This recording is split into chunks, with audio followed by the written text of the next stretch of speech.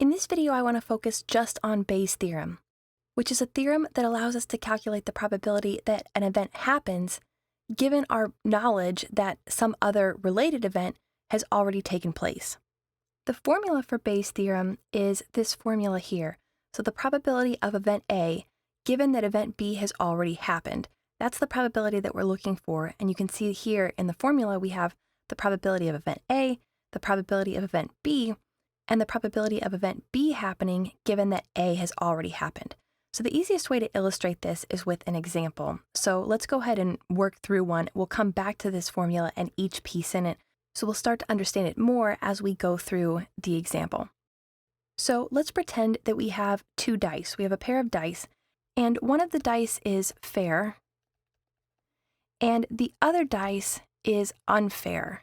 It's a weighted dice. In the fair die, when I roll it, I have an equal chance of landing on 1, 2, 3, 4, 5, or 6. But in the unfair die, the one that's weighted, it's weighted in such a way that I'm going to land on 6 about 50% of the time. So I'll get a 6 50% of the time. The other options, 1, 2, 3, 4, and 5, all have an equal chance of occurring, but the dice is weighted for us to land on 6 50% of the time. So here's the scenario. We'll call this the scenario. We choose one of the dice without knowing which one we're picking. So we choose one die. We don't know whether we've selected the fair die or the unfair die. They look exactly the same, they feel exactly the same, so we can't tell which one we're picking. We choose one, and then we roll that one die, and it lands on 6. So we roll it, and we get a 6. Then our question at this point is, what is the probability that we picked the biased die given that we've rolled a 6? So we've already rolled a 6, we just don't know if we rolled the biased die or the fair die. We want to figure out the probability that we picked the biased die. So if we come back here to Bayes' theorem is allowing us to calculate the probability of A given that B already happened, which sounds a lot like our problem. We're looking for the probability that we rolled the biased die given that we already rolled a 6. So from that, we can start building out values for Bayes' theorem. So first of all, we're going to call event A choosing the biased die, and we're going to call event B rolling a 6,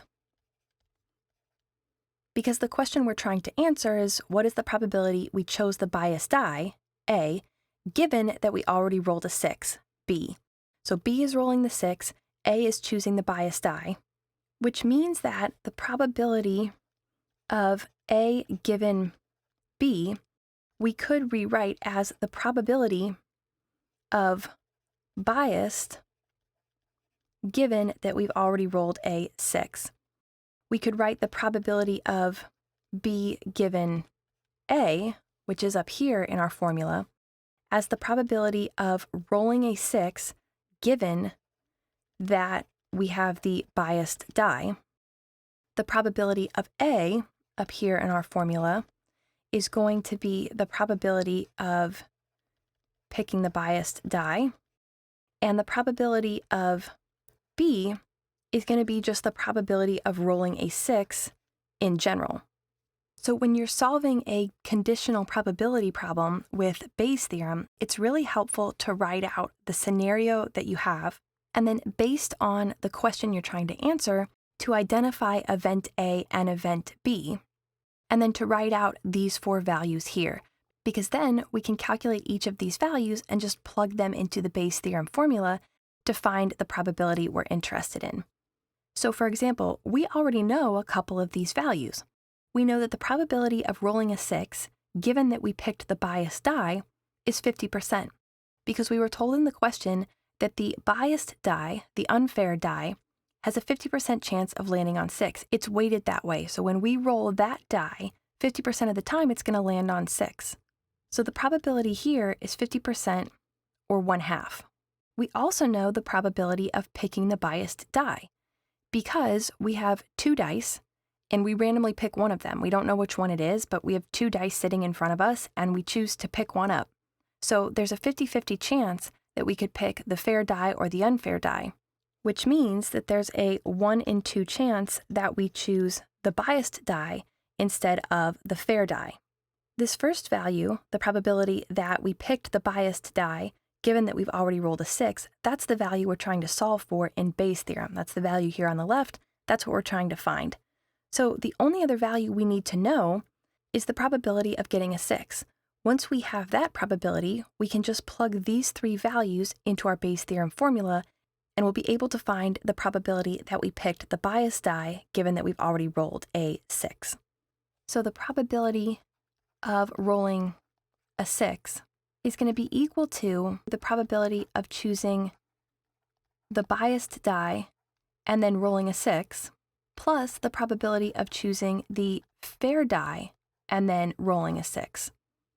Well, we know that the probability of choosing the biased die is 1/2 because we have an equal chance of choosing the biased versus unbiased die. And if we pick up the biased die, we know that our chance of rolling a 6 is 50% because the biased die is weighted to land on 6 50% of the time. So the probability of rolling a 6 in that case would be 1/2. What we realize here is that choosing the biased die and rolling a 6 are independent events. They're totally separate things. So we can use the multiplication rule and multiply these together to get the probability of both things happening. And then we add to that, and we can again use the multiplication rule. The probability of picking up the fair die is still 1/2, just like the probability of picking up the unfair die. And then if we pick up the fair die, the probability of rolling a 6 is, of course, 1/6, because it's perfectly fair 6-sided dice. We have an equal chance of getting 1, 2, 3, 4, 5, or 6 on our roll. So the probability there is 1/6. Therefore, the probability of picking up the fair die and rolling a 6 on the fair die is 1/2 times 1/6. So when we do the math here, we get 1/4 plus 1/12. We can find a common denominator here by multiplying by 3/3. And the result then is 3/12 plus 1/12 is equal to 4/12, or if we reduce this fraction to lowest terms, 1/3. So the probability of rolling a 6 in general is 1/3. And now that I have all 3 values, I can plug in to my Bayes' theorem formula. So I would say the probability that we picked the biased die, assuming that we already rolled a 6, will be equal to the probability that we rolled a 6 given that we already picked the biased die, which we found was 1/2, multiplied by the probability that we picked the biased die, which we said was 1/2, divided by the probability that we rolled a 6. So probability of event B, probability that we rolled a 6, which was 1/3. So if I do that math there, I get 1/4 divided by 1/3, which is equal to 1/4. Instead of dividing by 1/3, I can flip that fraction upside down to get the reciprocal and multiply instead of divide. So multiply by 3/1, which is 3/4. So the probability that I chose the biased die when I picked a die off the table, given that I have already rolled a 6 with that die that I chose, that probability is 3/4. Now there's actually another really interesting way that we can calculate it, and it's using a tree diagram. So if the math ever gets confusing, you can fall back to the tree diagram approach or double check yourself with the tree diagram approach. What we want to do with the tree diagram is build a branch of the tree for every decision that we make. So we kind of walk through our scenario like it's a story. And we say, what's the very first thing we do? Well, we have 2 dice in front of us on the table and we pick one. So that's our first choice. That's the first split in our tree. And we say we can either pick the biased die or pick the unbiased die. So fair or unfair, that's our first choice. We pick one of the dice. Now from here, we could roll each dice, and there are 6 possible outcomes that can occur. With the unbiased fair die, we're going to roll it, and we have an equal chance of getting a 1, 2, 3, 4, 5, or 6. So we put all those options down as equally likely. We can roll the fair die and we might get a 1. We can roll the fair die, we might get a 2. Roll the fair die, we might get a 3, or a 4, or a 5, or a 6. So those are all of our options. For the biased die, the unfair die, remember it's set up to land on 6 50% of the time. So we need to show branches for all 6 outcomes, 1, 2, 3, 4, 5, and 6, because the unfair die can still land on all of those faces. But we need to set up the branches such that it lands on 6 50% of the time. So here's what that would look like. We would draw out our branches, and you can see we have 1, 2, 3, 4, 5, and 6. But our branches always need to be equally likely. Since we'll land on 6 50% of the time, we need the number 6 to take up 50% of all of the branches from our biased die. Well, we have to show branches for all of the other options, 1, 2, 3, 4, and 5, because we could land on all of those numbers when we roll the biased die. So just to show those branches, it takes us 1, 2, 3, 4, 5 branches, of course. So it takes us 5 branches to show those options, which means that we're also going to need 5 branches in order to show the options for 6, because 6 has to cover 50% of all of these branches coming from the biased die.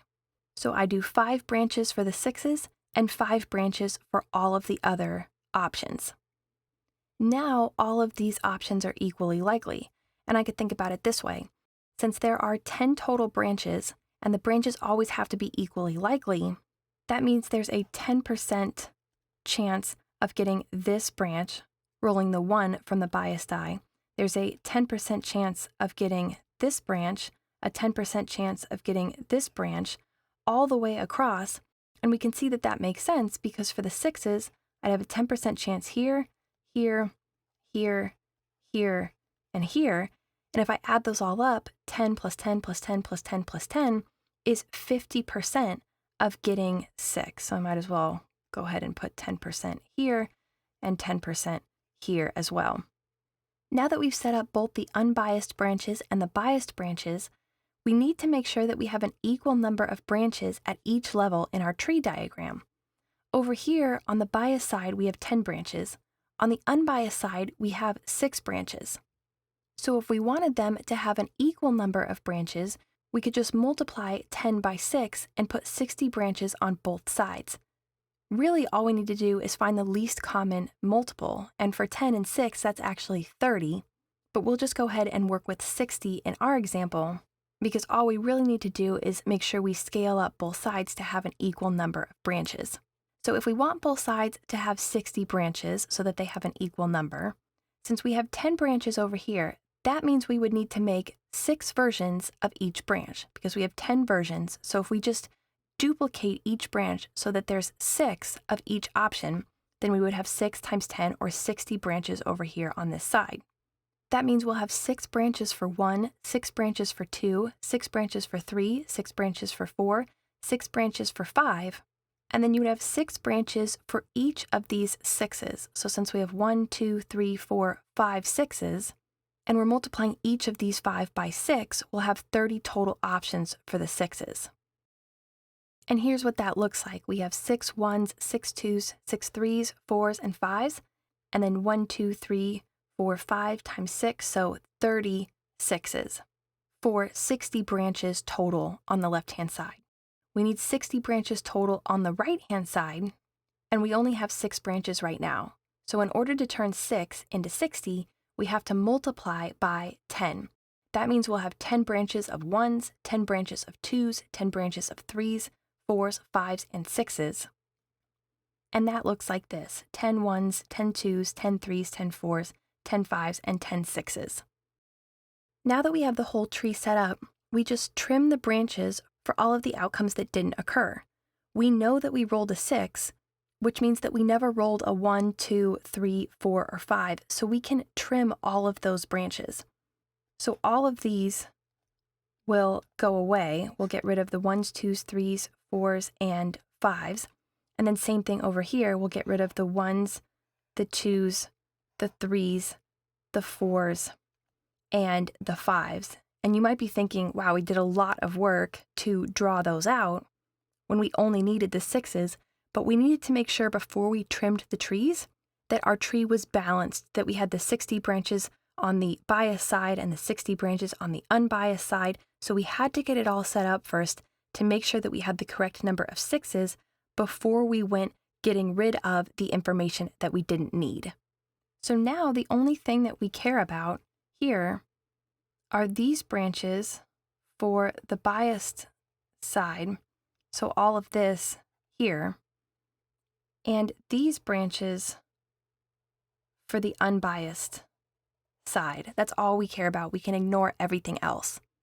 All we have to do now to find the probability that we rolled the biased die is just compare the branches that we have on the left to the branches that we have on the right. So we don't have to go through and find all these values for Bayes' theorem. We just say we want to know the probability that we rolled the biased die. We've already sort of taken care of the given the fact that we rolled a 6 by ruling out all of the other branches by crossing those out. So we're saying the probability that we rolled the biased die, given that we've already rolled a 6, is going to be equal to, we look at the number of branches that satisfy our criteria, in other words, that come from the biased die, because we want to know the probability of rolling the biased die. There are 30 branches for 6 on this side, so you can think of 30 outcomes that meet our criteria. And then we divide that by the total number of outcomes. We've got 30 branches for 6 on the left, and we've got 10 branches for 6 on the right, so we add the total number of all possible outcomes together, 30 plus 10, there are 40 possible outcomes, so we get 30 over 40, or 3 over 4, which again is what we said up here, the probability that we rolled the biased die, given that we've already rolled a 6, was 3/4. We found that using Bayes' theorem, but we also found it here using the tree diagram method.